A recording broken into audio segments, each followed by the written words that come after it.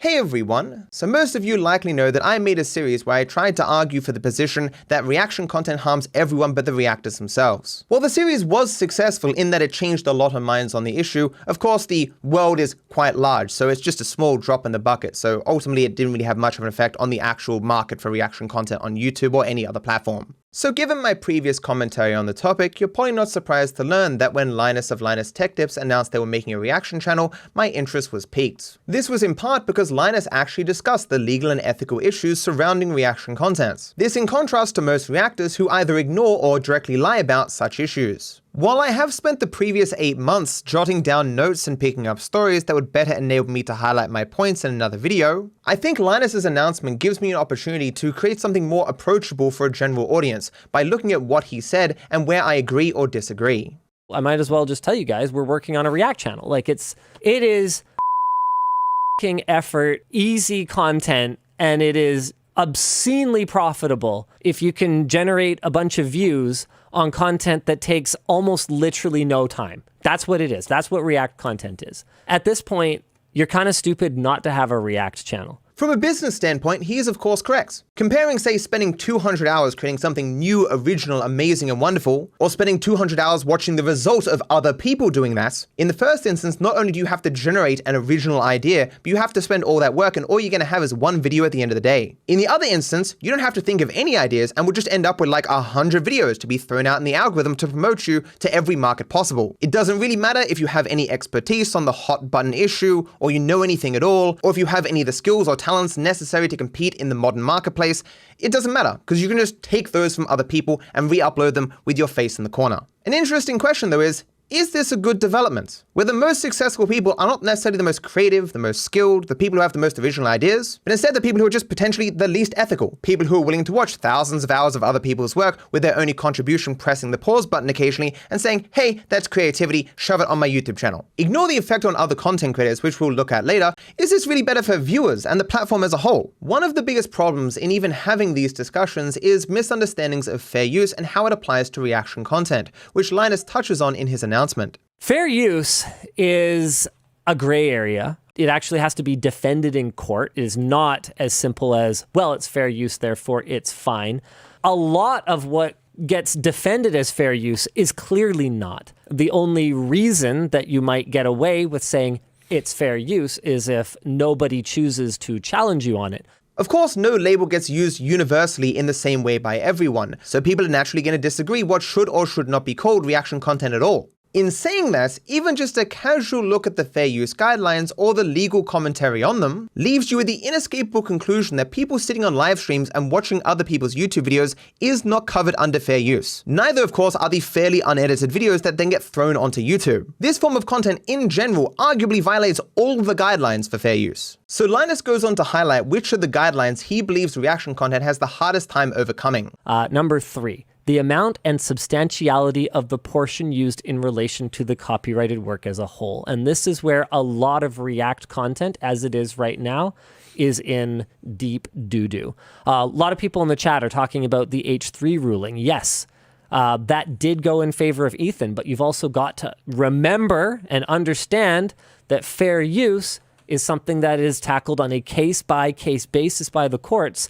Ethan, to his credit, did not use the entire original source. The bulk of the video was H3's commentary. So the judge in H3's case specifically highlighted that that ruling was not meant to be a ruling on reaction content as a whole, largely because, as I highlighted before, what is called reaction content varies amazingly. The reason H3 won wasn't really because of the amount that they used of the original work, especially because it was almost the entire original video. In fact, it was argued in their case that using a lot of the original material, or even all of it, shouldn't automatically preclude you from falling under fair use. It's simply that the more of the original work you use, the harder it is to make your case that you fall under the guidelines of fair use. It's not impossible, but it makes things harder. It doesn't matter if half the copyrighted content you use is used in a transformative way and under fair use, if the other half isn't. The big problem that live stream reactions have is that it's not a calculated use of copyrighted content. When a live streamer is giving their first time reaction to a video, they have no idea what's in the video, so they can't have a specific purpose for their use of that copyrighted content. They could sit there for 10 minutes, then say something very substantive and very interesting and all that jazz, all that commentary, but that commentary may have only needed like a minute of the previous 10 minutes to make sense. reactors. If a judge asked that reactor, why did you use that copyrighted material?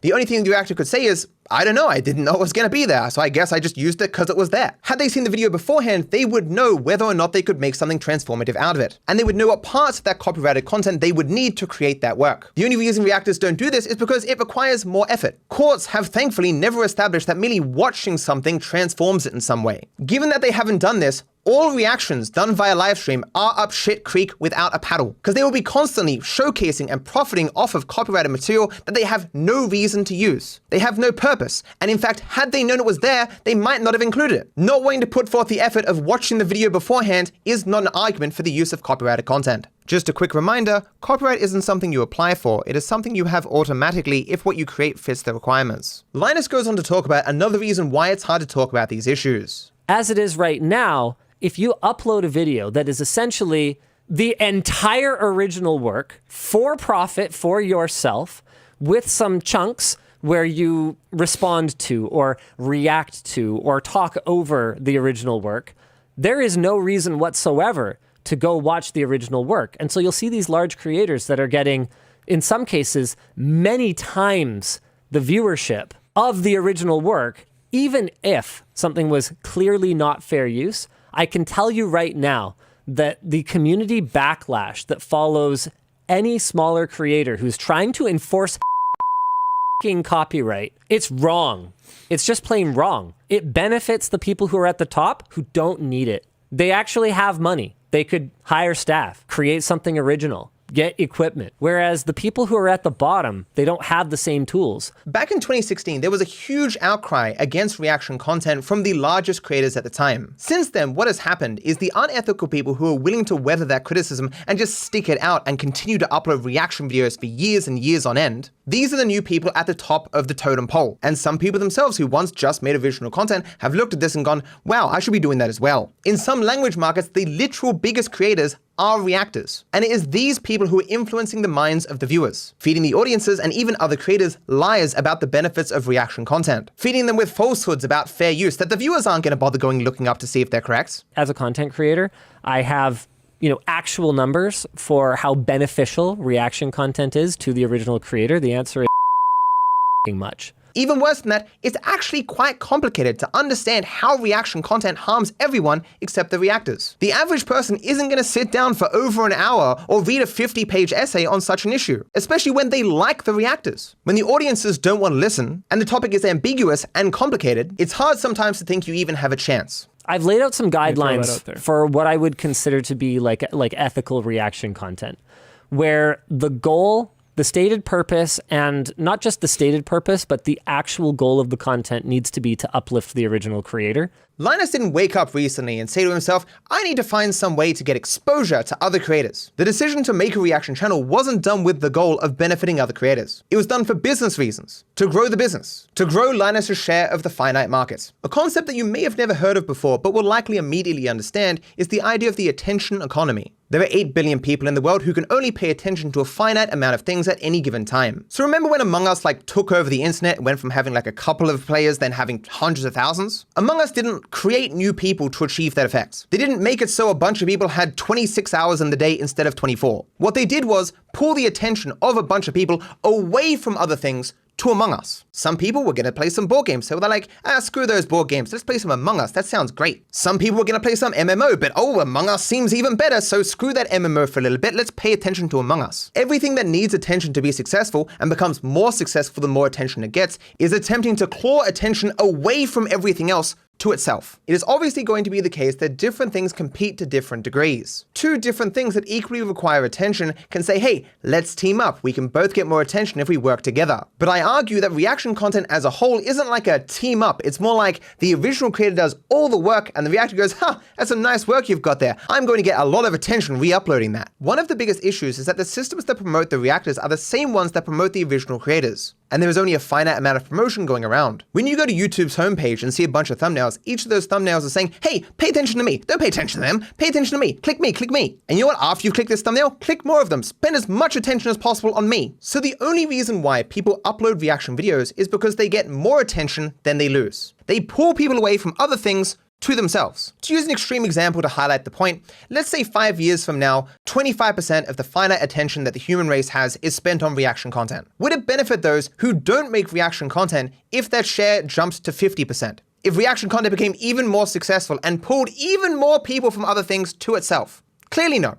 Giving your attention to something precludes you from giving that attention to something else. You are finite. Your time is finite. You only have a finite amount of attention. This, of course, goes for everyone. Take Markiplier, for example. He gets 150 million views a month. Conceptually, you likely understand that there cannot be infinite Markipliers. There cannot be infinite YouTube channels getting 150 million views a month. YouTube as it is now, and even YouTube at its maximum conceivable size, can only support a finite amount of successful creators at any given size. Luke goes on to say that he believes there are instances where reaction content can have a positive impact for smaller creators. But I have also seen reaction content that has like made channels, basically. For sure. I know of channels that exist that basically only exist because reaction channels blew them up. And I think especially the current era, there's a big mix of ones that are good and aren't good. And obviously... And even within individuals, there's a mix of doing the right thing and being extremely lazy. I've seen example clips of someone who will go from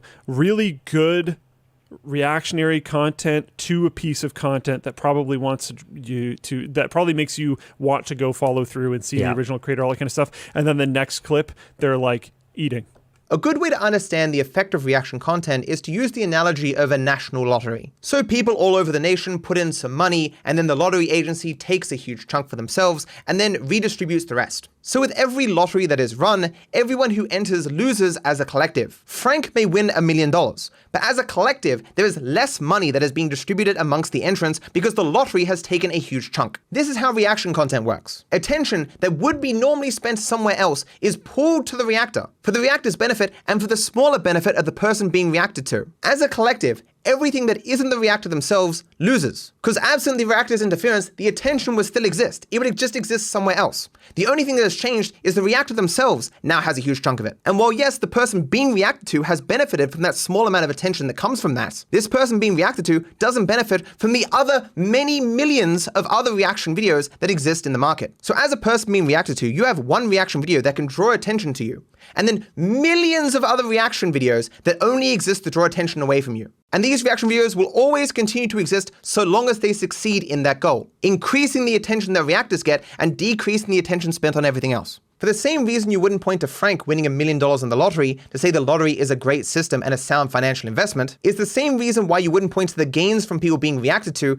argue that the entire system of reaction content benefits other people other than reactors. So I think a conceptual example would be good. Let's say Linus makes a reaction video. He then uploads it to YouTube, and it is shown to 2 million people who've come to YouTube to try and find something to entertain themselves. Of those 2 million people, 5% click their thumbnail, and so that video gets 100,000 views. Now imagine reality where Linus made this video, but didn't upload it. Those 2 million people would still go to YouTube. They would still be looking for entertainment, but rather than being presented this reaction video, they'd be presented something else. So those 2 million impressions that showed that reaction video instead just show other creators. The algorithm would be about as successful as it was the first time round, and so 100,000 views would be given to other creators in the market. Every single time a reaction video is uploaded to YouTube, the algorithm looks at it and goes, should I give some impressions to this original content or this reaction video? Well, this original video I think would only be clicked like 4.25% of the time. Well, this reaction video I think would be clicked 4.26% of the time. Well, fuck the original creator then, impression goes to reaction video. All the reaction videos do is take impressions from original content, specifically with the goal of having the reactor watched more instead of original content. And reaction videos will always exist so long as they win this exchange. To be clear, I'm merely trying to argue against the idea that reaction content can have an overall positive effect on other people. I'm not for a moment suggesting that there aren't other reasons to use other people's content in some ways. So a perfect example of this would be the recent CoffeeZilla Logan Paul controversy. Logan Paul's not going to give CoffeeZilla permission to utilize portions of his video. But in that case, CoffeeZilla is clearly transforming the original work. Arguing that reaction content benefits other creators as a collective is basically like saying, look, the more people who watch me, the bigger I become as a creator, the wealthier I become, the more exposure I can give to other people, so everyone wins. These arguments are silly, but that doesn't mean there aren't good arguments, as Linus just points out, to use other people's content. If you are putting in actual work to create something new, distinct, that's what matters. For you to honestly be able to say, hey, I am using some of this other person's work, but I am creating something new here. This is my work in truth. Because at the end of the day, it isn't immoral to try and draw some of the finite attention from the world to yourself. Because that's what we do with all the videos that we produce. When I release a video, I want you to pay attention to it. I want everyone in the world to watch it instead of whatever else they'd be doing. From a business standpoint, as a content creator, you want as many people in the world paying attention to you as much as possible. Be damned whatever else they'd spend their attention on. As long as you are actually creating something, rather than just re-uploading other people's videos with you in the corner, that's fine. There are clearly many cases where you can use just what is necessary of someone else's work to create something new. And in my eyes, all the examples that Linus gives of the type of reaction content that he wants to make all fit within this vein. You know, one of the things we could do is, like, we've done a few of these on the main channel, like reacting to community submissions, like best and worst builds and stuff like that. I want to do LTT reacts to like bad hacking scenes in movies.